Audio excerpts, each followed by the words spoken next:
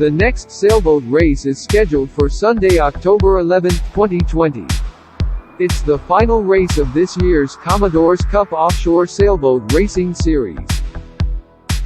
The race is on the southern portion of the near-shore sailboat racing course, which was established this year to focus attention on the waterside of Daytona Beach by showcasing sailboats.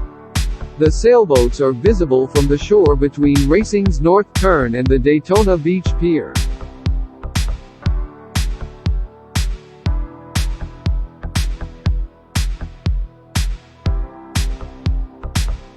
Starting at noon from the Ponce Inlet Sea Buoy, participants will pass inside a marker placed 1,000 feet east of racing's North Turn, round a buoy near Sunglow Pier and return to the North Turn marker before heading back to the Sea Buoy. This race is part of the annual Commodore's Cup Offshore Racing Series, sponsored by the Halifax River Yacht Club. Norm Church is race committee chairman. For more information, search for Daytona Sailboat Racing on Facebook, YouTube and Google.